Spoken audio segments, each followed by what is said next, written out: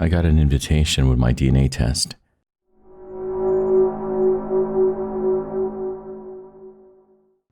For my 31st birthday, my friends got me a heritage DNA test. One of those where you send a sample and get an approximate percentage of what makes up your background. I don't think there was anything particular that made them gift it to me, though. I think they ordered one for themselves and got a 2-for-1 kind of deal. Still, I figured it'd be fun to check out. My biological grandpa died when my dad was very young, and my grandmother remarried long before I was born, so I was never told a lot about that side of the family. I'd always been a bit of a sickly child, so I've been wary about looking too closely at my family and health history, but I figured this couldn't hurt. So I filled out the form, provided the sample, and set it on its way. Then I just sort of forgot about it. When I finally got the results, it came with a few surprising revelations. While the majority of my heritage was entirely predictable, there was an 11% splash of something called the Northern Scandinavian Blue-Hill tribe. I asked my parents about it. While my mother had no idea what the Blue-Hill tribe was, she was pretty sure it wasn't from her side of the family. My dad was equally confused. Sure, he didn't know much about his biological father, but he knew for a fact that the man was from Oklahoma. His mom, on the other hand, was Minnesotan. Dad got curious and ordered his own test within the hour. As I ended the call and boxed the packaging up, something fell out. A sturdy envelope made of thin navy blue cardboard and sealed with a sunflower emblem.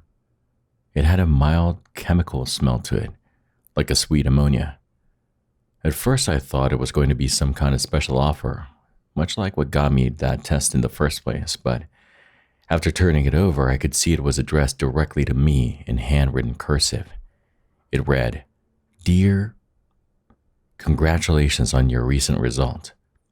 As part of our further effort to explore the diverse world of unified heritage, and in cooperation with our various multinational partners, we would like to extend an invite to descendants of the Northern Scandinavian Blue-Hill tribe for an eventful day of education, connectivity, and celebration. Please consider this invitation and review the enclosed details at using your login credentials. We hope to see you there." I didn't know exactly what to make of it, but I decided to check it out. And holy hell, it reeked of scam. Here's what it offered. A fully paid 3-day stay at a hotel in Manchester, New Hampshire. Free entry to the company-sponsored Heritage Celebration event, alongside other members of both the Blue-Hill tribe, but also other unique and diverse backgrounds. There were several groups listed, mostly hailing from the Scandies, the Carpathians, and the Ural Mountains. I would have to pay for the trip to get there, though, and they were clear about food, drink, and room service not being included. But all in all, it sounded too good to be true. After several hours of trying to find my way through customer service websites, I finally got a hold of an actual service rep over the phone. At first, they seemed to have no idea what I was talking about, but when I referenced a personal case number at the bottom of the envelope, they referred me to a special events manager. This manager, in turn, confirmed everything. I know, they laughed. I know how it sounds, but this is actually a sort of golden ticket thing. It's a biennial event and part of a charity effort, so there's a tax incentive for us as well. If you can make it, I'd recommend checking it out. We got some event photos on our website for reference. I did as she suggested, and I gotta say, I was convinced. I accepted. My flight arrived on the morning of the first event day, about 3 hours ahead of opening. I had an uneventful early check-in, spotting the locked doors through the lobby. There were a few posters marking the Heritage Celebration event, and there were already a couple of people roaming the halls outside, but I decided to catch my breath a bit before the doors opened. I got to my room and clocked out for a couple of hours. I double-checked the event schedule on my phone, making mental notes of the various talks, guided tours, luncheons, dinners, and get togethers.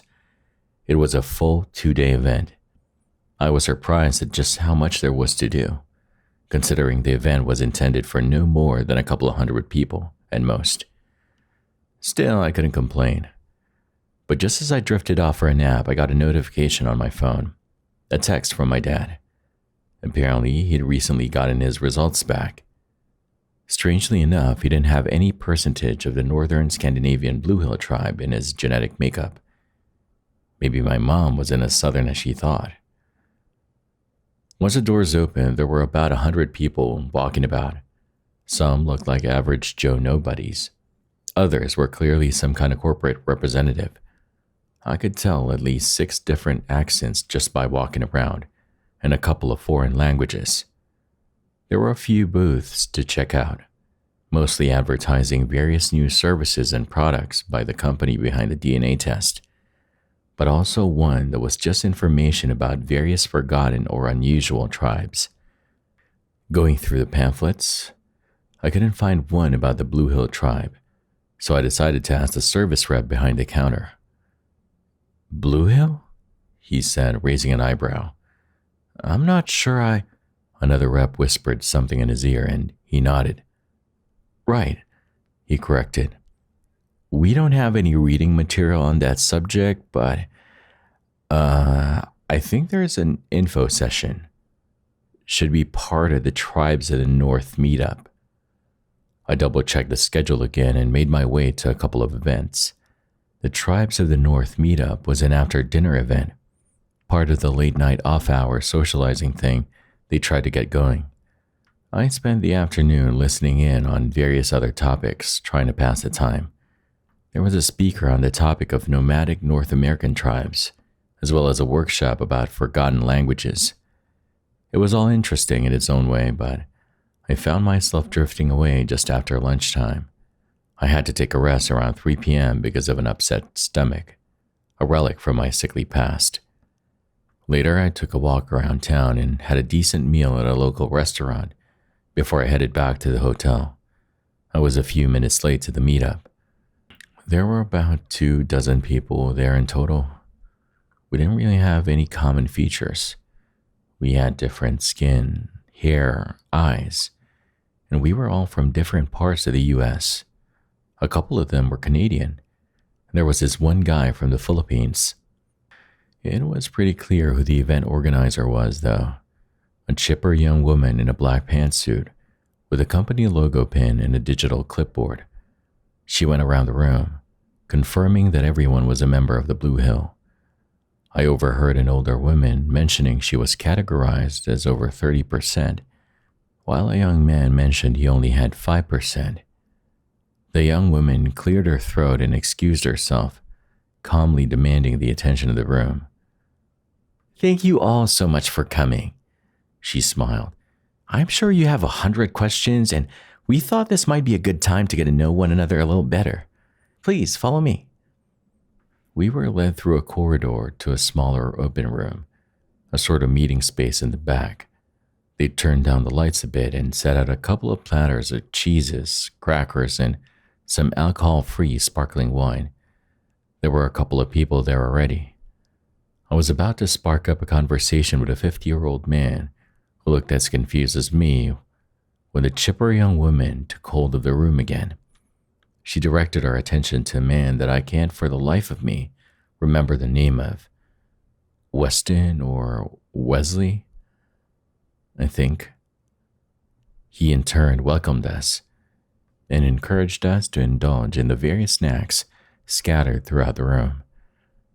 Then he introduced us to the topic of the evening, the Blue Hill tribe.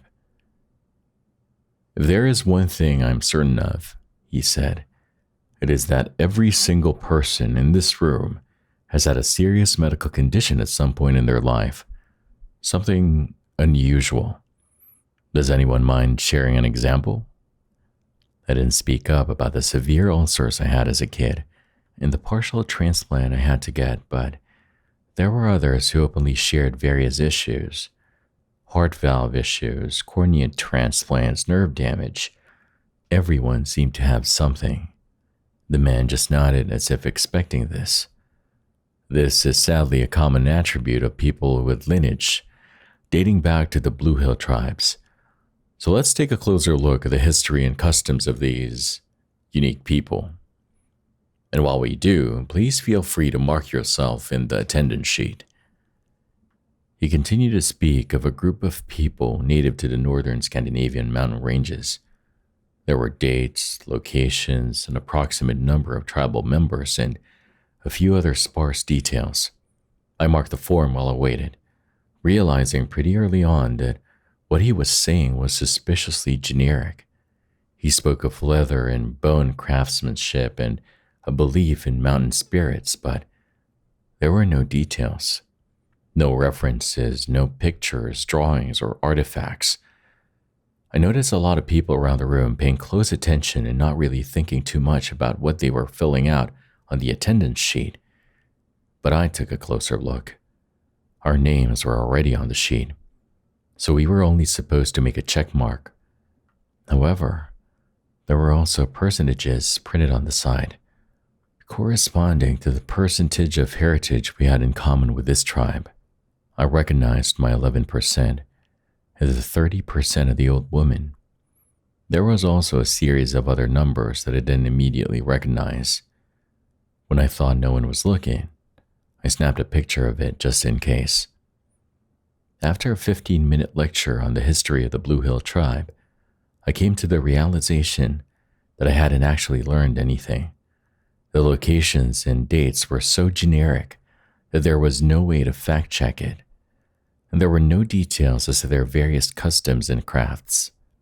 Looking around the room, I noticed the chipper young woman was off in the corner, whispering to someone on her Bluetooth earpiece, her eyes scanning the crowd with a serious demeanor.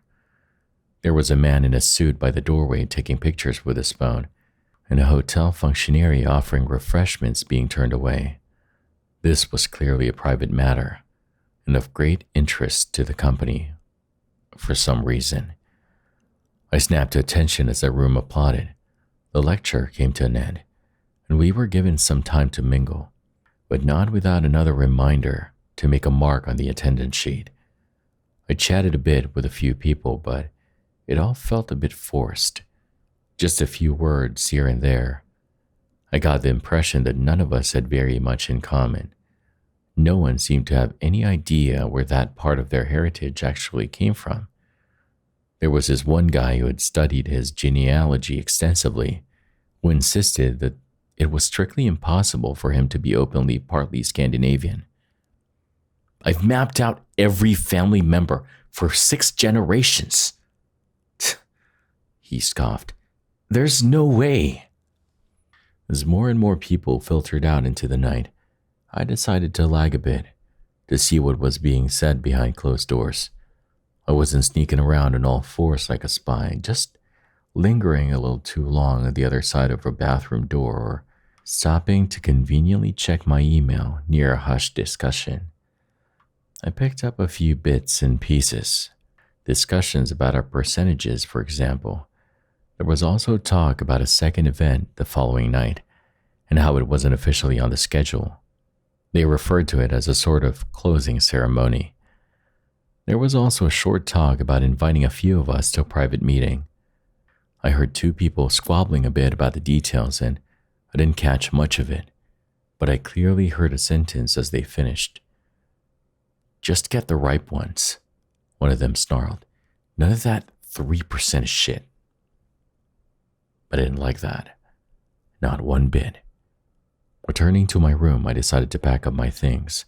I had a bad feeling about whatever they were up to, and I couldn't help but to imagine that they had something planned.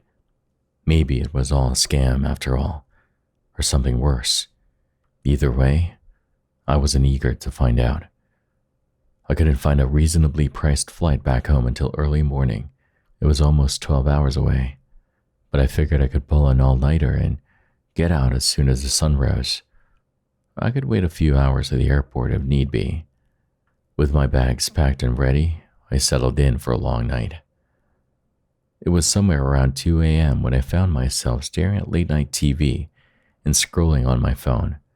As the salesman prattled on in the background, a stray thought hit me. I decided to take another look at the attendance sheet photo. There was a set of numbers by each person that didn't make immediate sense to me.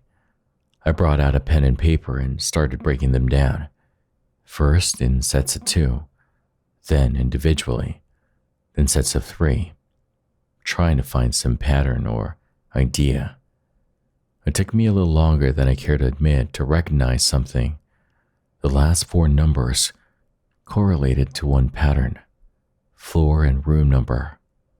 That left 4 other numbers which, when broken down into pairs of 2, correlated to month and day. The date itself didn't make much sense though. For me, it was a few days after I had sent in my first sample. Then it hit me. It was probably the day they received the sample. Taking a closer look at the percentages, I could see that everyone with a 9% heritage or lower were situated in lower floors, while those with 10% and higher all seemed to have the higher. Maybe there was a sort of unspoken threshold happening at 10% and up. Could that be what they referred to when they said to get the ripe ones? As I scrolled various images from previously hosted charity events, I got a notification. My phone warned me that my camera app had unexpectedly closed. Strange, seeing as how it wasn't open to begin with. A bad feeling settled in my stomach. I was on the hotel Wi-Fi. Could they be monitoring our activities? I considered the option that I was just being tired and paranoid. That might very well be the case, but on the other hand, I'd heard what I heard. It was stressing me out, further upsetting my already sensitive stomach. I could feel a tinge of pain and decided to go get some ice. Might sound like a stupid home remedy thing, but sucking on an ice cube has always helped me calm down. I followed the corridor, got myself some ice in a bucket, and returned to my room. As I was about to round the corner, I recognized a familiar sound. My hotel room door being closed and locked from the outside. Peeking around the corner, I noticed 2 people dressed in black disappearing down the hall, mumbling quietly to one another. Returning to my room, I couldn't help but to second-guess myself. Had the bathroom door always been open? Was the same channel of the TV playing? Had someone moved my bags? It was hard to tell. That's how I spent the night, wondering. My heart sometimes skipped a beat as I thought I noticed something new, but ultimately I couldn't find anything immediately threatening. I pulled out my phone battery just in case and kept it in my other pocket. No one would be tracking me anytime soon. I messed up my bed to make it look like I had slept in it, even though I spent most of my time in the bathroom, ready to lock the door and call the police. I nodded off a few times, but eventually, the sun broke the horizon, a few rays of sunshine slipping in through the frosted bathroom window. I got my bags and left.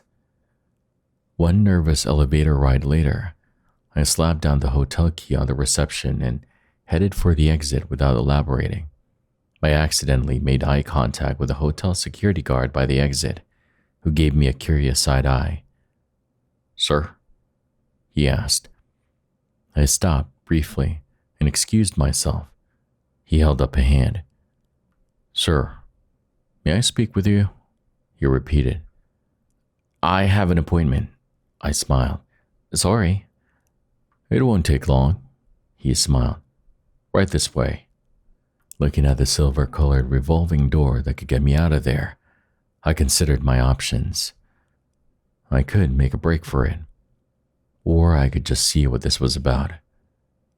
I decided to just talk to the man, banking hard on it not being anything serious. In hindsight, I should have gone for the goddamn door. I was taken to a small room right next to the reception. There he asked to see my phone. I showed him, although the battery was still out. My supervisor had a couple of questions, he said. She's just outside. Won't be a minute. I'm sorry, but I gotta. He pocketed my phone, smiled, and stepped out of the room. But it wasn't an ordinary service personnel kind of smile. It was almost apologetic, like he knew he'd landed me in some kind of trouble. And through the door came the chipper young woman from the previous night. She wasn't as chipper this time.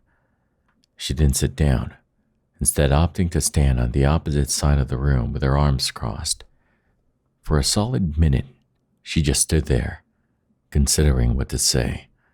Finally, she let out a sigh and took a step forward. I felt like a scorned schoolboy being dragged to the principal's office. Are you leaving early? She asked. Would be a shame to miss the get-together tonight. I'm thankful to have been a part of this, I said, but I really ought to get going. Oh?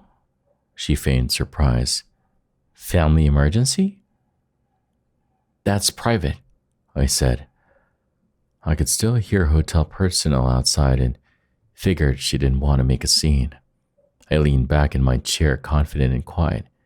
She didn't take that too well. I think it'd be for the best if you stayed a little longer, she continued. I don't think I will.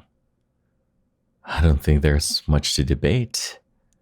I'm sorry, but you have no... She slammed her fist on the table and stared me down, unblinking and furious. There was a slight tremble in her movement. There was no way those outside didn't hear us, and yet no one moved a muscle. Perhaps she was in more control than I'd anticipated. I think you're going to stick around for a while, she snarled, or we're going to have a problem. You want to have a problem with me? No, I said, shaking my head. I don't. Then you're going to shut the up and play along. I was dumbstruck. There was no ambiguity here. She was outright threatening me. I could barely understand why. Maybe she'd seen something on my phone while I was connected to the hotel Wi-Fi, or maybe they'd noticed me spying. Perhaps they saw me pondering the attendance sheet. I don't know. Either way, they weren't taking any chances. I didn't see that hotel security guard again. Instead, they put me in a room with a very quiet man in a suit. He didn't answer any questions, and he wasn't much for small talk. All he did was stand outside the room, checking in on me as soon as I made a noise. I spent all day in that room, this small 10 by 14 feet room with little more than a couch, a coffee table, and the most generic-looking hotel painting I'd ever seen. Still, as calming as that room was, I was freaking the out. But there was nothing for me to do at that point. No harebrained schemes could make me magically phase through the wall. I was stuck there, and I sure as hell wouldn't fight that guy. Didn't take a detective to spot that he was armed. The stress made my stomach act up. I was allowed to use the bathroom, but they kept the stall door open. Then it was straight back the room. I tried frantically to come up with some kind of plan or figuring out some specific turn of the corridor where he wouldn't have a clear shot, but it was useless. There were long, wide open spaces and no harsh corners. But that was my mindset. I was still under the impression that there was something I could do, but in reality I couldn't. Once that started to dawn on me, I realized how screwed I was. It was the emotional equivalent of sinking into a deep black ocean. It was late afternoon when the door opened. Having spent most of the day napping on the couch and anxiously wandering back and forth, I got on my feet like a soldier. One of the guards coaxed me outside. I could tell something was up. People were rushing past us, speaking into their earpieces. We moved in the opposite direction. but I caught a glimpse of a well-dressed group of people used as human shields for someone very important. I was quickly ushered along. I was taken through the hotel kitchen. They'd cleared out the staff. They took me to what looked like an abandoned old walk-in freezer. I was pushed inside and the door was closed. I don't know how those walk-in freezers are supposed to work, but this one locked from the outside. There were no lights and I could barely make out what was happening through the little windows. I didn't have to wait for long. Just minutes later, I could hear other people entering the room. Some curious, some angry, some crying. One by one, the guests from the previous night were ushered into the freezer. Even the old woman. Well, not all the guests. Only those ripe enough. There were 9 of us in total. Some were mildly annoyed, others were confused. Finally, they dropped a guy who had been beaten straight onto the floor. He was clearly not okay, trying his best to breathe through his mouth. That set most of us off. Some banged on the door. Others screamed at the top of their lungs. No one had a phone or a weapon.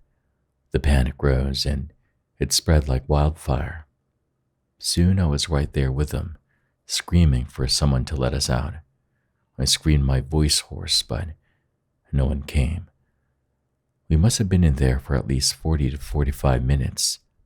Our protests died, and in the following silence we heard someone enter the room. A single set of footsteps. They approached and we all quieted down. I could see the vague outline of a man outside, but our breaths had fogged up the windows on the door. He had a black suit with a blue tie. He stood there with his hands in his pockets, watching us. I backed away from the door and others did the same. No matter how bad the freezer was, there was something telling me that this guy was somehow worse. He was too calm, like this was all normal. He'd done it before. As the door opened, we all scrambled to get back. He stepped into the entrance, obscured by the bad lighting. But for all I could see, he was a man, a little shorter than me, a bit round around the stomach, bald, maybe glasses. There was something reflecting off his face. And yet, there was something about him that screamed danger. The man who'd been beaten was ready to roll the dice. He took off running, trying to push past and get out. There was a kitchen exit not too far away, so if we could just make it past this guy, then maybe he'd be in the clear. But no, he didn't get far. The strange man didn't tackle him or attack or scream. In fact, he didn't seem to react at all. But the runner, well, he stopped a few steps short of leaving the freezer. He clutched his throat, gasping for air. The strange man spoke in a raspy, matter-of-factly voice, as if counting the inventory on a supermarket shelf. Male, 38 years old, 6 years spread reaching a total of 18%. Implant through esophagus surgery. And then there was this ungodly noise. The runner collapsed to his knees. He was trying to scream, but all that came out was a sort of guttural wheeze. It escaped him in waves involuntarily, until we could see something poking out of his mouth, like the silhouette of a wet branch being pulled out. Finally, there was a snap, as it fully dislodged, and the freezer began to reek of blood. He stopped moving. The panic consumed us. I may read calm here in the aftermath, but in that moment, I was an animal. I was scratching on the inner walls, trying to get back. I didn't care if I was pushing people to the floor or stepping on someone's head. I was desperate. The strange man spoke again, but this time, his raspy voice seemed better, improved. Female, 29 years old, 4 years spread, reaching a total of 14%. Implant through spinal surgery. One by one, he counted us off. Male, female, 4 years, 5 years, 9, 8. Percentages going up and down. Lung cancer, cornea transplant, dialysis, screams and blood, one by one being pulled out of the crowd and then pulled apart. I'll never forget the sounds. Small bones sound like carrots when they snap. Bigger ones, it differs. The dripping noise is human spillage mixed on the floor. Drops of blood really do sound heavier than water. And with every victim, I could see something shift in our captor. Straighter back, deeper breaths, like he was absorbing it all into himself, taking something back, harvesting. The sixth person on the chopping block was me. He read it all out loud. Male, he began, 31 years old, 24 years spread reaching a total of 11%, implant through ulcer treatment. My stomach rumbled, moved, twitched as if coming alive. It wanted to escape me, to break free. It strained against me. I collapsed to the floor, my hand slipping on the blood, seeping into my skin, itching under my fingernails. Then I felt something move in my pocket. I almost dropped it. I still had my phone battery. I took it out and held it up to my mouth. I could bite down on it, drenching myself in acid or God knows what. My stomach ceased moving, if only for a short reprieve. I looked up at my captor. See this? I said.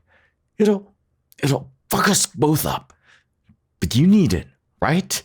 You need me whole. There was no response. I could just see him tilting his head down at me. Yeah, if I destroy myself, you get nothing, right? That's it, isn't it? Nah? I placed it between my teeth, ready to bite down like a rabid dog on a juicy bone. He didn't move as I got up. We circled one another. He wasn't about to let me go. He wasn't looking me in the eyes. He was staring intently at my stomach. He wanted to pull it out of me, to turn it into something else.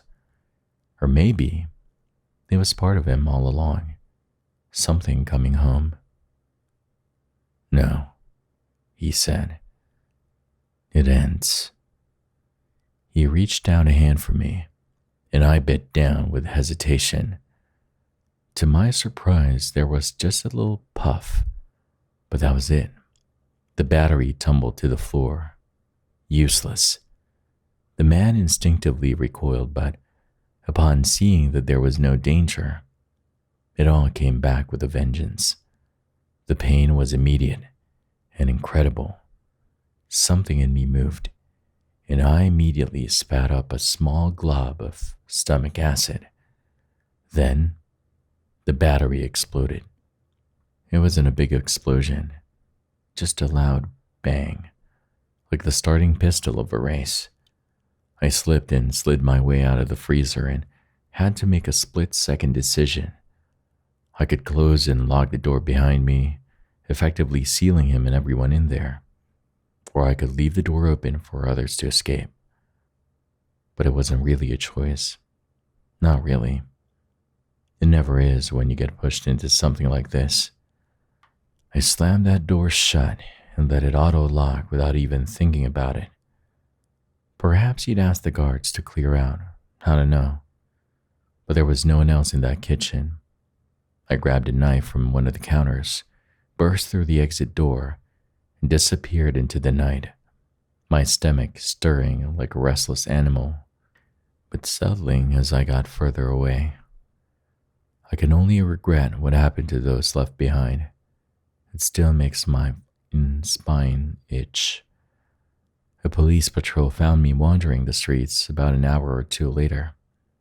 I can't imagine it looked good. I was taking such small, shallow breaths, and I was still clutching a kitchen knife. Not to mention I was covered in blood. They were convinced that I'd killed someone, but I surrendered willingly and eagerly. I tried to tell a coherent story, but They just didn't understand me. I probably didn't make much sense. A shower and a fresh set of clothes later, I explained my experience at the hotel to the best of my ability. Sadly, it didn't really do much. There were no records of the man I described over visiting that hotel. As for the missing people, those I claimed had been murdered. They had checked out one by one at different hours the day prior, according to hotel records. They might be missing, but there was no indication of foul play. Yeah, I'm calling bullshit on that. So, yeah, that was by far the worst time of my life. Looking back at it, it feels unreal, like it happened to someone else. But even now, I can still get little flashes of something that reminds me of that night, and it just pulls me right back. It never really leaves. Whoever that man was, he was important enough to get a whole company to cover for him.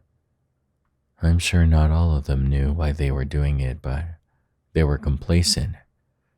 I think we're looking at someone with a lot of resources and a lot of reach.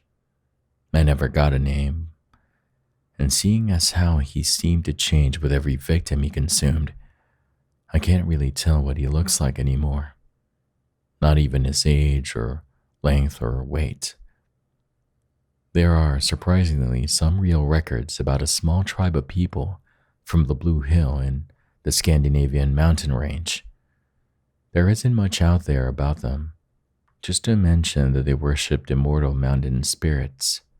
Others say they worship devils. It's a mixed bag. I don't know what to believe. I don't know what I saw, but I'm living with the knowledge that a part of me, something inside me, isn't my own. It moves with me, it lives within me, but at the snap of a finger from that thing, and it will rebel. It will fail me. And I'm just at, 11%? What happens when I reach 50? 100? I decided to post this today after getting a video ad that I could never have anticipated.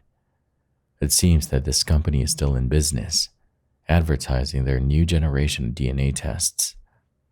I'm sure some of you out there have seen it. 20 seconds and skippable. Smiling faces, distant families being tied together by a CGI blue ribbon. I think they have some of those damn sunflowers in the background, still colored that basic company blue. And seeing it like that, it made my stomach turn.